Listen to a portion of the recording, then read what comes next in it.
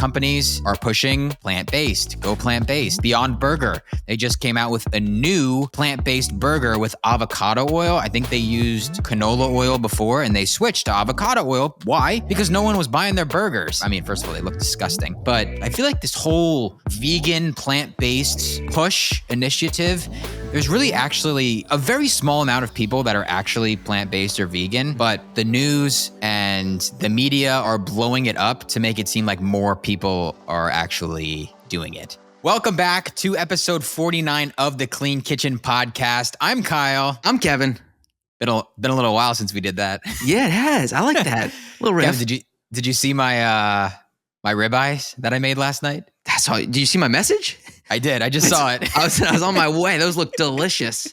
So before we hopped on, I was like, oh, I saw your message. I was like, yeah. Those were good ribeyes. What was the double pan sear? What was the thing you did? Reverse sear. Reverse sear. What does that mean? I had these thick ribeyes. They were close to 2 inches, and I was like, I knew I couldn't just cook them in the pan by themselves. So I've always heard of doing the reverse sear. I don't think I've actually ever done it, but I looked up a video, and basically you put it in the oven until the steak gets to like 115, like 110, 115 internal temperature. Yep. And then you just sear the outside. So it's basically fully cooked after you put it in the oven, but then you just sear the outside to get that, crust on it. Yeah. It was so delicious. Oh regular, my gosh. Better than regular. Yes. Yeah. It just cooked perfectly even. Yep. And it was like falling apart. Like it was so tender. I don't know if it was the ribeye or the way I cooked it. Probably a little bit of both, but it was amazing. Did you eat both of them? Both of the two? No. I didn't even finish one. Finish one. Yeah, no, I had like 3/4 of one, and then I have the rest in my fridge. I'm going to cut it up and have it for lunch. There you go. Already pre-made. You think I was eating both 2 ribeyes? For a second, I was like, man, that's a lot of food for one person. Because that was late when you posted it too. Yeah. I posted it. No, actually, I posted it right when I was eating it. So yeah, it was a late dinner. Yeah. But the reason was, you remember those, the Lineage Provisions, the meat sticks. I do. That we tried with the liver, the heart and liver in it. And what did you think about those when you tried it? They were medium. They were fine. I didn't think they had a ton of flavor. It wasn't good by any means. Yeah, it wasn't good. It wasn't something you eat for enjoyment. No, I would eat it because you told me it had benefits to it. Yes. So I thought the exact same thing the first time I had it. And as you know, we gave some to Tucker, our parents' dog, because he loved them. And I was like, I'm not too fond of these. But then it must have been a couple days later. I was very hungry. I needed a snack. And I had some like on an empty stomach when I was hungry. And they were actually pretty solid. It definitely had that liver taste. But I was like, I could eat these. So I ate them. And then I ended up ordering more because I was like, this is a really good snack. I think I got used to the liver taste as well, which I've heard before, people getting used to the liver taste. Anyway, I ordered more and they came yesterday again. The ones that I got yesterday are completely different than the first batch we ordered. I couldn't believe that. I saw your video. So what's different about them? The taste, the text, first of all, they look different. As soon as I opened it up, I was like, this looks completely different. They were in little pieces. You couldn't see like the casing that it had on it, which the first time I ordered it had. The texture was completely different. It was way less chewy and more tender. And the flavor was completely different. Like did not have any liver or organ taste at all. So the Lineage Provisions is done by Paul Saladino. Yes. Another very popular influencer in the space. Did he say anything about changing the recipe? I didn't see anything unless I missed it. But yeah, it's Paul Saladino and then this guy, Anthony Gustin. Okay. They created Lineage Provisions together. He actually just DM'd me after I posted that yesterday. And he's like, glad you're enjoying it. Appreciate it. Because I tagged them in it. And I also tagged Lineage Provisions in it. And I just DM'd them. They haven't responded yet. Maybe they'll respond in the next hour while we're on this podcast. But I said, did you tweak the formula? I said, these taste way better than the first batch. Not that the first batch was bad, but these are incredible. And they are going to be my new go-to snack because they were incredible. Like the flavor was so good. Yeah. So now you would eat these for taste. Yes. Now I see the hype because I see Paul in all these videos and he's like having people try it. Like regular people, like people that aren't healthy, he's having people that aren't healthy try it, and they're like, wow, this tastes amazing. And I'm like, are you trying the same beef stick that I had the first time? But now I get it. Yeah. They must have changed the recipe, got some feedback. That makes sense. It's a new product for them, right? Yes. So they got to play with the formula a little bit. Yeah, totally understandable. But I'm excited about it now because that's like the cleanest snack I've ever seen, basically. Yeah. I need to try it again then, because that first one, it was like, okay, this is like, it was almost like I viewed it more as medicine than a food, just to take my liver supplement equivalent. Yeah. I'll bring you a pack this weekend. Kevin and I are going to a wedding this weekend, so I'll bring you a pack. Give it a shot. Speaking of new products too, I saw the sandals you posted yesterday. That was pretty funny, right? That was pretty funny. So they didn't look good, but I know. Did they feel that bad when you wore them? They were pretty uncomfortable. Yeah. Which I've heard because I watched a few videos about it. And it sounds like they get more comfortable as you break them in. Yeah. But yeah, they're not for me yet. We'll see. Why can't you take the copper piece off of that and then put it on like your regular sandals? What is stopping someone from doing that? I guess you probably could. You could probably do your own homemade thing. But yeah, I don't know how the science works exactly. Okay. So maybe there's more like in the actual sole of the sandal. Yeah, there might be something in the entire sole that, is covering the whole part there. And I don't know if it's a certain material like that makes it conductive or conducive to. Yeah. I don't know. I don't know the details, but this was like the most popular grounding shoe, I guess it's called. It had the most reviews, the most videos on YouTube, the most good reviews. Yeah. And I was like, I hate how these look, but I want to try them. Yeah. They were like $80 or something. So like a little expensive for sandals, but for what they do. Yeah, we'll see. Well, I'll keep wearing them. I'll keep everyone posted. For anyone that did miss it, Kyle tried on a new pair of grounding sandals yesterday on his story. And to me, the concept makes perfect sense. Like sometimes you do not want to be barefoot wherever you are because maybe it's just not clean or you don't want to get your feet dirty for whatever reason. So the concept of grounding sandals, I'm like, yeah, I'm all in. But man, I think we need to hire a designer for that company. Yeah, maybe we got a product idea there. Maybe, yeah. Make them more stylish. Some potential there. Yeah. All right. That's some fun items to talk about. We got some more fun items to talk about here, especially in the news. There's been a lot of new studies that have come out recently. So we want to do a roundup on new studies and what they really mean for our health. We've got 4 studies we're going to cover today, and then a fun one at the end, especially if you're a fan of golf. So a little bit of a teaser there. But the first one. I'm excited. Yeah. First one here, Kyle, related to small fish. Here's the headline. Women who eat small whole fish from the head to the bones may face a lower risk of dying from cancer. Boom. Okay. Eye opener. What the heck is going on here? So there was a study done. They looked at 80,000 people, and these people were between the ages of 35 and 69. They divided those people into 4 groups based on how often they consume small fish. The 4 groups were 1, rarely, 2, 1 to 3 times a month, third group, 1 to 2 times a week, and then 4, more than 3 times a week. So it varied on frequency of eating small fish. This is actually a 9-year study that they did. And during that follow-up period, unfortunately, 2,500 about of the 80,000 participants had died, including about 1,500 of those participants from cancer, which first impression, 1,500 out of 2,500 people that died during the study having died from cancer is kind of crazy to me, just how prevalent cancer is, generally speaking. That was kind of a not necessarily a takeaway from the study, but more of a takeaway for myself. And then during that study, what they found is that women who ate small fish at least 1 to 3 times a month were less likely to die from cancer and other causes compared to women who rarely ate these small fish. So the research did this primarily, they did it both on men and women, but statistically it was significant in women, was not so much in men. So kind of a really fascinating study. Kyle, what are your kind of instant thoughts about this one? So 1 to 3 times per month, they're less likely to die from cancer. That's not a lot at all. No, that's not. That's not a lot of small fish. So that tells me that these fish have a lot of benefits to them, even if you're consuming them once a month. Yeah. But it makes sense to me because have you ever heard the phrase or the expression eat nose to tail? I've not.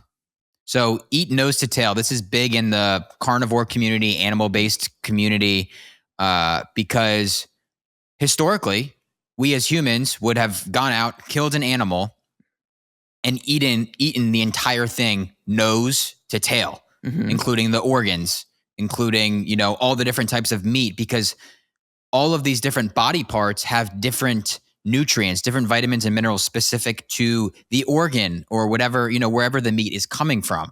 So eat nose to tail is very big. And that's exactly what these people are doing in this study. They're eating a fish, which is very, very small, but it's technically nose to tail. So you're getting the entire fish. You're getting the bones in the fish as well. You're getting the organs in the fish. You're getting the entire fish. You're getting the head as well for a lot of these as well. And when we say small fish, I basically mean things like sardines, mackerel, herring, things like that. I'm trying to think. Anchovies is another one. This is consistent with what we've talked about in the past because we always say, go for the small fish when you can because that contains the least amount of heavy metals. The more you work your way up the food chain, the more dense the fish, the more heavy metals and other toxins and pollutants it's going to accumulate in the tissue. So this is great. I love this study because if you are going to consume fish, it should be, in my opinion, these smaller fish like sardines and anchovies. Those would probably be my two go-tos. But yeah, and again, these fish are so nutritious, really high in vitamin A and vitamin D specifically, which a lot of other foods don't contain. So fantastic source of that. And also omega-3 fatty acids, which is great for the brain, helps reduce inflammation, helps lower blood pressure, helps improve brain function. So yeah, a lot of benefits to consuming small fish. So this study makes sense to me. Yeah. You can almost view these small fish as like a multivitamin for you, where you're getting so many benefits from eating these, even if they might not look like the most attractive snack. You used to have a lot of sardines. I think you've somewhat cut back. Are you still eating sardines or anchovies? I would say I have them probably once or twice a month now. And I thought that wasn't a lot. And I didn't think I was eating it enough. But now after this study, I'm like, oh, okay. And you said this was really for women though? That's right. Yeah. It was at least statistically significant for women. Yeah. But still, yeah, I'd say once or twice a month, I'll have a can of sardines. I always have them in my pantry. So it's good to have if there is that mid-afternoon hunger and I just want a quick snack and I want something that's actually going to fill me up because it's very high in protein and fat, or mostly protein, a little bit of fat. So yeah, normally, honestly, I'll just take the can and then I'll sprinkle some sea salt on top. And then sometimes I'll put a little maple syrup, just a drizzle of maple syrup. It's delicious. I like the taste of it. You eat it out of the can like that? You don't put it on something? No, that's what I've been doing just because like before I used to put it in my salad and I would add all of these different things to it. But now, like you said, I think of it more as a supplement. So I'm like, what's the most efficient way to eat this that actually tastes good? Yeah. And I just open up the can, sprinkle some salt, drizzle maple syrup, grab a fork and eat it out of the can. Can you taste the bones when you eat it like that? No. Okay. They're so small. No. It's just irrelevant. They're so small. Like maybe a little bit of a crunch, but not real. No, you can't taste it. No. And you definitely can't taste the organs either. You can't. No. And then within the kind of sardines and anchovies category, are there certain ones that are like better for you if you're shopping for them? Or are there certain things to avoid when you're looking for those in the grocery store? I would say yes, there are definitely things to avoid because a lot of sardines in grocery stores will be in soybean oil. So they're always in something. So it's normally sardines in soybean oil or sardines in water or sardines in extra virgin olive oil. I've seen people recommend always trying to go for the sardines or anchovies or whatever it is in water because even if you get something like sardines in olive oil or extra virgin olive oil, you don't know how long it's been sitting on the shelf. So that olive oil can technically go rancid or go bad. So I guess I'd say go for water when you can. I personally, I normally buy the one from Costco, which is in olive oil. Tastes fine. I actually like the taste. The olive oil gives it a nice texture and flavor to it. So I normally go for that one. I haven't had a problem with it. But definitely watch out for the ones that are in soybean oil. That's the number one thing to watch out for. Yep. Good call there. I did not know they put that. It's crazy how prevalent these Yeah. seed oils are. Gotta avoid them. Anything to make it cheaper. But then I'm like, just use water. Yeah, right? Yeah. I don't know. Yeah. Okay. So that makes perfect sense. I am a huge fan of this. I've never had sardines or anchovies, but this does make me want to at least try it once. I like the idea of putting syrup on it because I'm like, okay, a little sweet, almost like a treat. Yes. Yeah, exactly. Yeah. Yeah. But yeah, you're totally right in that you really should, when you think about it, when you go into it thinking about it as this is a supplement, then it kind of changes everything. Because like, I'm not eating this to enjoy it, even though I think it tastes good. You're eating it for as a supplement. Yep. You're looking for the benefits of it. Yep. Boom. All right. That is our first news story there. So some takeaways, I guess, immediately on that one is try some smaller fish. Eat nose to tail. I like that. Yeah. Grab a can of sardines next time you're at the store and just try it. They're so cheap too. And you can take them on the go. Like sometimes whenever I'm traveling, I'll just throw a few cans in my backpack just in case. Like if I'm really starving or something, I'll have a can of sardines because you can get a plastic fork anywhere in the airport or wherever. Just don't open it up in the plane because people will get mad at you. Yes. Does it have a bad smell to it? It's a little strong. It's not as strong as like something like tuna, but you can smell it. You can smell it. Yeah. Be a good person. Yeah. Okay. All right, what's our next study? Our next story. So the headline here, story number 2, there was new research that found important association between the consumption of a plant-sourced food diet and the risk of cardiovascular disease. So immediately, plant-based food is bad for you? Is that what this is trying to say? Well, let's dive in a little bit here. So they actually focused on plant-based ultra-processed foods in this study, and they found a high risk of cardiovascular events once you consume a certain quantity of plant-based ultra-processed foods.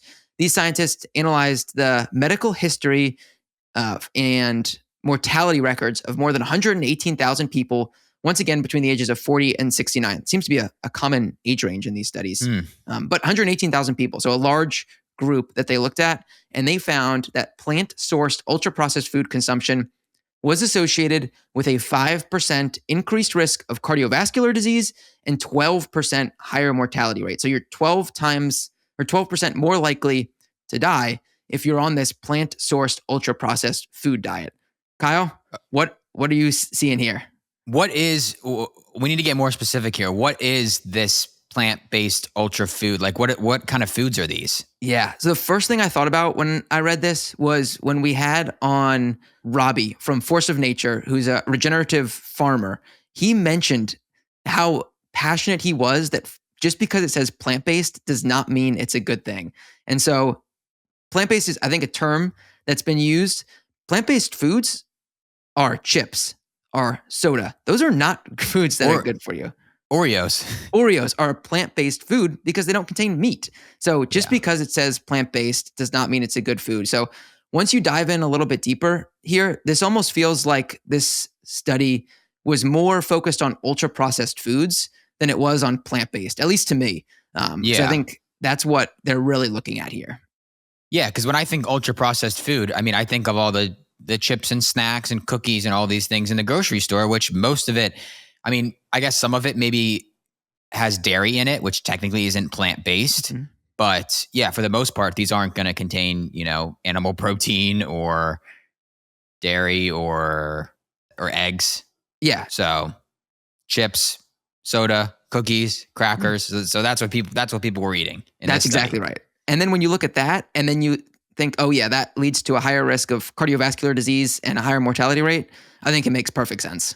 Yeah, that doesn't surprise me at all. And there's so many studies on ultra processed food contributing to or increasing your risk of death, increasing your risk of autoimmune disease, increasing your risk of diabetes, Alzheimer's, all of these different things. And this study, I mean, it doesn't seem that different from all the previous ones. It just comes back to, you got to read the ingredients and don't fall for this plant-based marketing. For some reason, a lot of these companies are pushing plant-based, go plant-based. I mean, Beyond Burger, they just came out with a new plant-based burger with avocado oil. I think they used canola oil before and they switched to avocado oil. Why? Because no one was buying their burgers. And I mean, first of all, they look disgusting. But yeah, no one's buying these fake plant-based burgers. I feel like this whole vegan plant-based push initiative, there's really actually a very small amount of people that are actually plant-based or vegan, but the news and the media are blowing it up to make it seem like more people are actually doing it. Yes, 100%. This is always like one of those vocal minority stories where it's like 10 people yelling really loud that this thing is important, and another 90% of people that are like, I just don't care about this. Yeah, exactly. It's just another reason to read the ingredients. This is what we're talking about. Don't fall for the marketing on the front. Not saying all plant-based products are bad. Absolutely not. If you turn it over and you look and it has real whole food ingredients, then great, go for it. But just watch out for these marketing claims that companies put on their website, on the front of their package, even on the back of their package. It reminds me too about the Netflix documentary that went live not too long ago. It was, and I think it was called like "You Are What You Eat." Yep. And it was comparing the vegan diet to an omnivore diet. So completely plant-based diet to, it was the twin documentary. Did you ever watch it or no? No, I never watched it. Yeah, don't watch it. It's not good. I watched the first episode. I couldn't watch anymore. No. So they compared, it was a bunch of set of twins. And one twin would eat the vegan diet for X amount of time, maybe like a month or two. And then the other twin would have an omnivore diet. So they would include meat and eggs and dairy into their diet. And the conclusion of the documentary was that, oh, the vegan diet is better because it lowered your cholesterol and lowered your LDL cholesterol. And that was basically the results of the study. And then you look at who funded this documentary. It was a bunch of vegan, plant-based brands. It was this one guy who was a big investor in, I think, lab-grown meat and fake meat. Don't quote me on that, but he was a big investor in one of the two. So yeah, I mean, yeah, it's don't fall for this plant-based stuff. No, you got to be careful about this. Really careful. This article, to me, I'm not the biggest fan of plant-based by any means, or like a vegan diet, but it does feel like it's unnecessarily grouping plant-based in here. Maybe it's just like a marketing thing, but the ultra-processed is the key, I think, that we're focusing on. What's the difference between processed foods and ultra-processed foods? Where's the line drawn? Great question. So processed food, like think of, for example, like canned fruit or something. Like if you go down the can aisle and you see canned fruit and maybe it's just like pineapple in there, but that's technically processed still to get it to that stage. Okay. You take something like cereal or an Oreo or a cookie where it doesn't even look like food. It's taking all of these ultra processed, refined ingredients and turning it into something that doesn't even look remotely close to food. Got it. So unless it's a whole food, a whole real food, it's processed. I mean, like even these meat sticks that, have just ground beef, liver, heart, sea salt, and a collagen casing and some vinegar, that's technically processed. I think it's air dried to retain the nutrients as much as possible. But yeah, it's technically still processed, not ultra processed, but processed. Does that make sense? Yeah, that does. I guess it's not necessarily like a clean, bright line. You kind of have to think about it a little bit. But what about something like Simple Mills? Big fan of Simple Mills and their crackers. That's not necessarily like a real whole food. Is that processed or ultra processed? I guess that would technically be ultra processed. I would think. Yeah. It's like a clean ultra processed. Yeah, the cleanest ultra processed food you can get. Yeah. Yep. Yeah. I mean, they're not doing much to it. For example, like for the base of Oreos and cookies and crackers, it's normally refined wheat flour. And just that in and of itself, the refined wheat flour goes through all the stripping of vitamins and minerals and fiber and all of these things. Whereas you look at Simple Mills, they'll use a nut and seed flour blend with like almond flour or cassava or something like that, which that in and of itself is way less processed than the wheat flour, I would put it one step before ultra processed food. Yeah. That's just me. I don't know what the correct category to put it in is, but because it's real ingredients, yes, it's still going through a processing. But when I think ultra processed food, I think, the ones with wheat flour, the ones with vegetable oils, and the ones with high fructose corn syrup. But when you have Simple Mills that uses these simple nut and seed flour blends in their cookies, they use unrefined coconut oil. They use unrefined coconut sugar. So now that I'm talking about it out loud, I would actually, I would say that a lot of the healthy foods that I talk about, they're not ultra processed. They're just processed. Because the ingredients themselves they're not going through a lot of processing. Yeah. All right. We're back into that. We'll talk through it. Got there. Got the right answer. I love it. Okay. That makes sense. So effectively, if those types of foods are in the processed category, it's basically avoid ultra processed altogether. Is that as simple as it gets? Yeah, basically. Yeah. Okay. Yeah. All right. I mean, look at the ingredients. If it has refined wheat flour, if it has vegetable oils, if it has high fructose corn syrup, put it back. And that's ultra processed food. And that's 90% of the grocery store. Yeah. So almost every aisle. Yep. All right. I love it. That is our second story. Let's move on to the next one here. This one is probably my favorite that we have today here. The headline here, it's summer, Kyle. You know what people want to do during the summer? Go in the ocean. Go in the ocean. That's a good answer. What we were looking for was lose weight. People lose weight. Love to lose weight in the summer because they're going to be outside in the ocean, at the beach, at the pool, and they want to look good. And most of the time when people want to lose weight, the first thing they hear is just eat less and exercise more. It's as simple as that, right, Kyle? On the surface, that might sound like a good answer, but honestly, it's not. Tell me why eat less, exercise more is not the answer people should be looking for. Oh man, this one I hear a lot. Just exercise and eat less calories. Which may work for some people in the short term.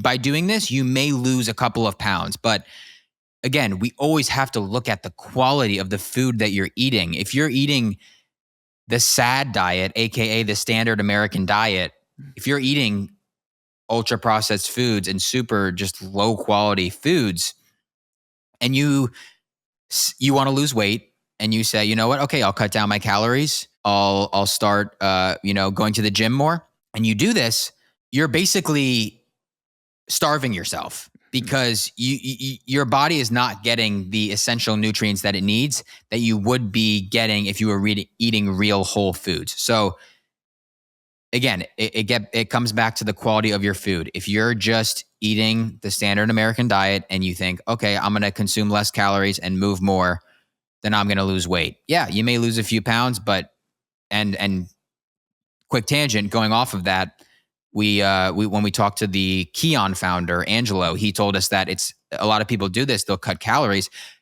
to lose weight, but it's much easier you're going to lose the muscle on your body much quicker than you lose the fat. So a lot of people that do this, my hypothesis is that a lot of people that are cutting calories and still eating very low quality foods, they'll lose weight. They'll see the scale go down, but they may be losing a lot of muscle, which is not what we want to be losing.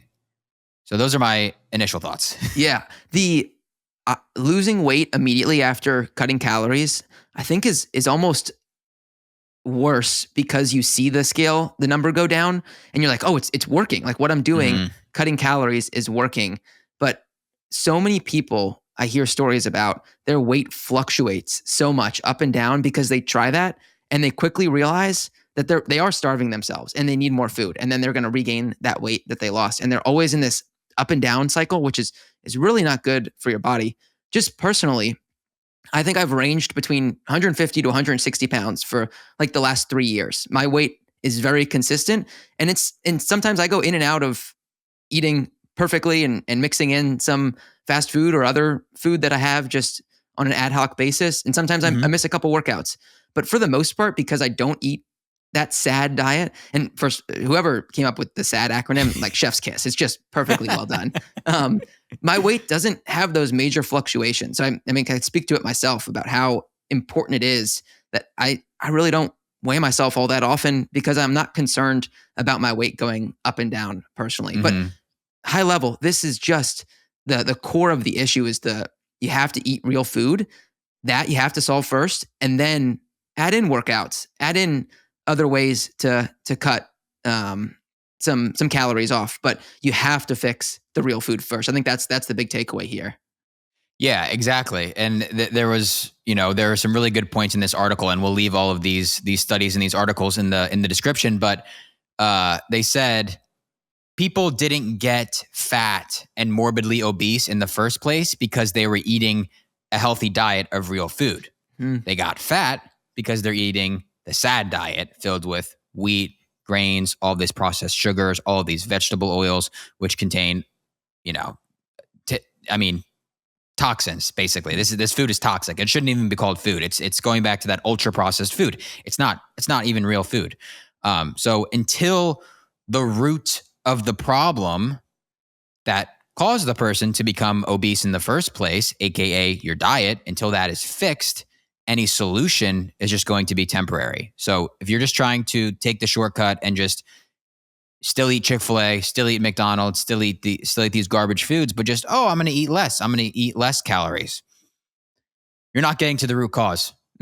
Nope. Got to fix your diet. Have to. The author of this article called it Frankenfood. And I loved that because it's not. You said it's not real food. It's not. It's like this, more so like a chemical scientific experiment that they've created that is meant to keep you addicted to these types of foods. So when you do cut back on calories for a short amount of time, your body is almost going through withdrawals because it needs those chemicals. And the author talked about 34 years, I think they said they went on this on and off diet where they would just cut back on calories and work out, and then they'd lose a few pounds.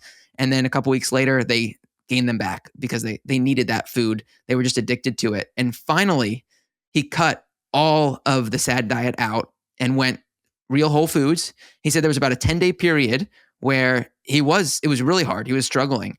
After that 10 days, it was almost like this unlock where he didn't crave the sugar anymore. He didn't crave the previous toxins that he was eating and was able to actually lose 75 pounds over the last year. So huge difference for this individual. Yeah. And, these food corporations, their goal is to get us hooked on these foods and hijack our taste buds when we are young, when we are kids, because if that's what we are introduced to when we're young, we just continue to eat that throughout our entire lives. And quite literally, our taste buds are hijacked. And when perfect example really quickly that just popped in my head, I was playing pickleball yesterday with a friend. And I was having some Flave City electrolytes in my water. He had a Gatorade and he was drinking it, but he left it out in the sun and it got warm. So he was like, "Can I have a sip of your electrolytes? I need something." Or a sip of your water. I was like, "Yeah, it's electrolytes." I think these electrolytes taste amazing, but I also eat real food. He took a sip of this and he almost had to spit it out because he thought it tasted that bad. Oh my God, no way. In my opinion, his taste buds are hijacked because I don't want to assume anything, but he probably eats a lot of ultra processed food. He had a Gatorade, he had a Celsius energy drink with him.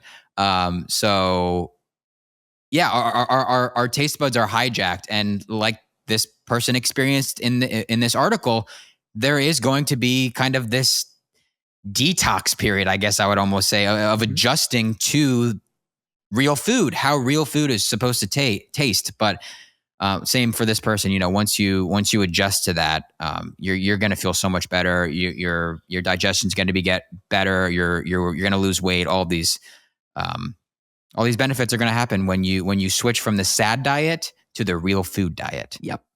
It'll be hard at first, but it is worth it in the end. It's worth it. It's worth it. 100%. All right. The next article we've got here, moving on, number 4, a little bit scary here, Kyle. The headline, there are cancer-causing forever chemicals found in BandAids. So things meant to heal you, or at least protect your wounds, are actually causing more harm to your body. What's the story here, Kyle? I remember seeing So I don't know. This was something I never thought of. I never thought BandAids would be toxic. And I remember Carly, our sister, doing a video about this months ago, maybe even a year ago. And I was like, wow, I never even thought about BandAids containing harmful ingredients or containing these cancer-causing forever chemicals, PFAS, which we've talked about before in so many different personal care products and cosmetics and cookware and rain jackets and all of these different things.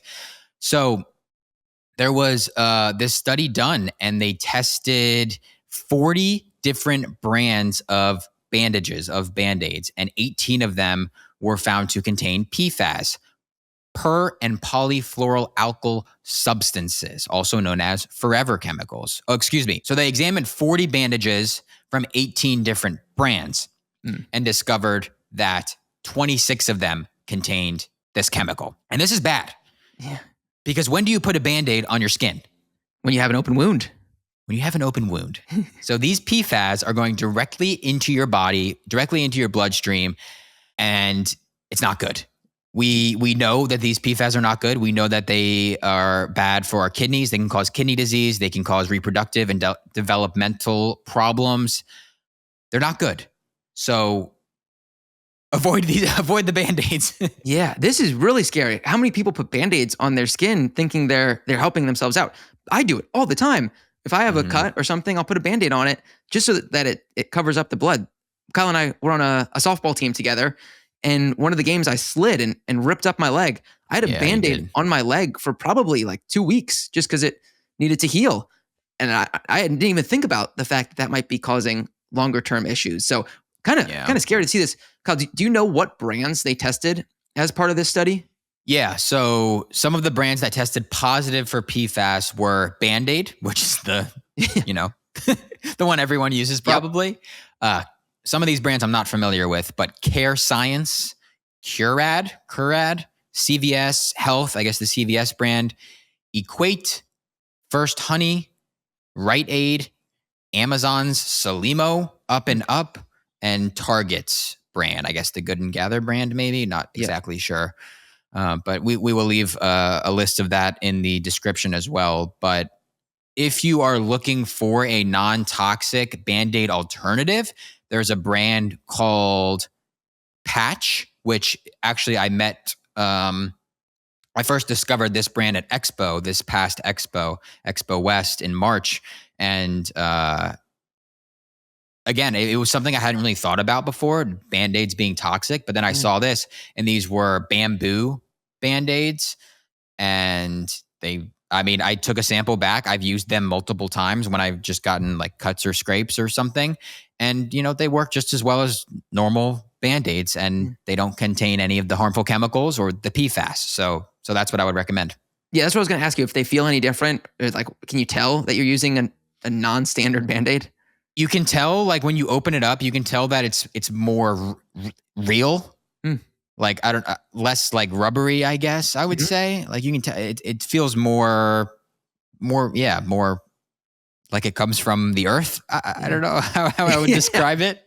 But no, it just as effective as regular Band-Aids. Yeah. That's the same job done. Yep. So it's worth just getting definitely the alternative here. Yeah. Yeah. Kind of amazing. So be on the lookout for Band-Aids there. And again, we'll leave the links to all of that information there in case you want to go deeper on toxic Band-Aids. Very crazy. All right. We got a fun one here to end it on. Kyle and I, as well as our dad, and I guess Kristen too, our other sister, and our mom. Wow, we had a lot of people. Went to the U.S. Open last week, which I guess will be 2 weeks when this airs. And if you don't know, the golf U.S. Open. Yeah, it's a big golf tournament. It was here in Pinehurst, North Carolina, so not far from us. So a few of us made the trip out. If you are not a golf fan at all, that is completely fine. I think this will be a fun story either way. But the winner of that tournament was an individual named Bryson DeChambeau. And we wanted to talk a little bit about his diet. What is a world-class athlete, the winner of the U.S. Open, the Golf U.S. Open, eat in a day that makes him so fit and ready to compete against other world-class athletes? So, Kyle, what does Bryson DeChambeau eat? Bryson used to be very skinny. When he first came on the tour, he was very, very, very skinny. And then I remember all of a sudden he was huge. Like he looked jacked, but he also looked a little like overweight to me. Like he was a little chubby. Yes.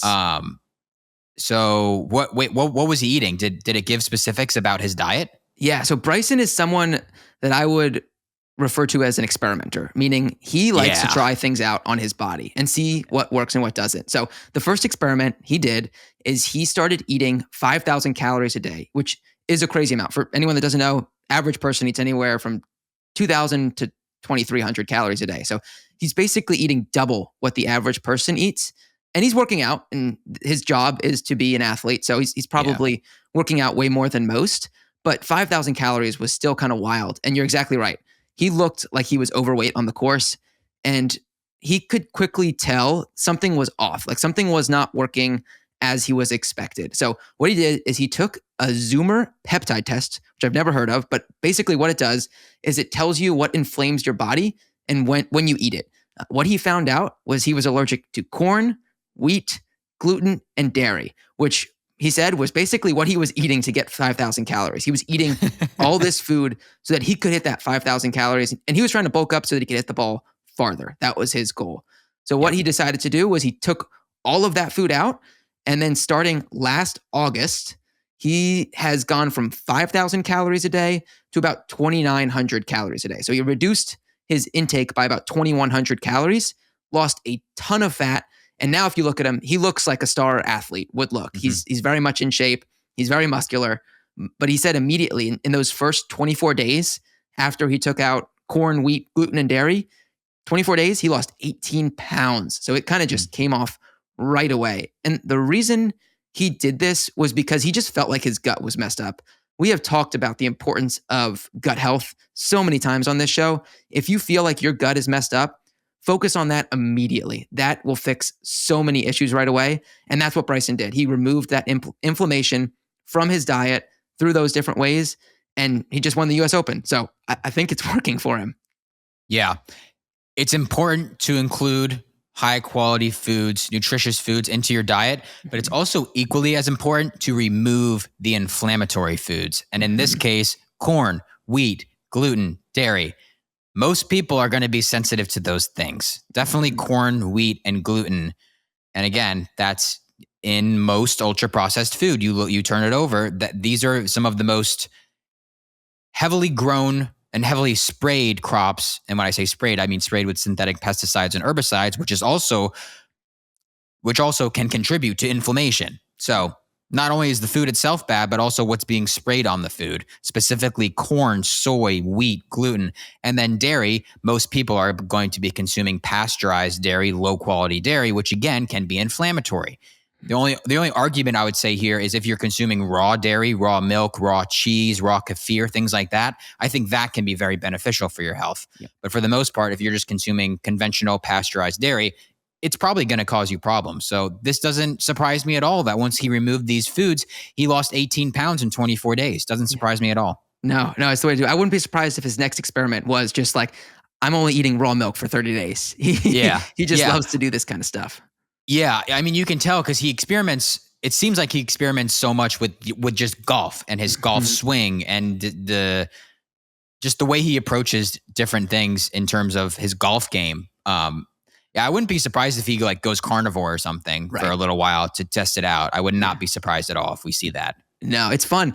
And let us know too in the comments if you like us doing some sort of deep dives on like high profile individuals and their diets. Like, do you want us to look at athletes or celebrities and see what they eat? Because I think it is really interesting to be able to learn from other people that are public figures and learn how their diet affects them. Obviously, everyone's different, but we can do deep dives on people if you like this. So let us know in the comments. Yeah, I love that. Yeah. Boom. I think that's all. That's all our stories today. We covered a lot. Awesome. That was fun. I enjoyed that episode. And let us know if you guys enjoyed this kind of headline, article, study approach to the podcast. I enjoy doing this. I think I enjoy learning about these different studies and these different relevant topics that are going on related to nutrition. So let us know if you liked it. Thanks so much for listening. Share this with someone that you think could benefit from this information, or you think they would just enjoy hearing this information. So thank you so much, and we'll see you next week.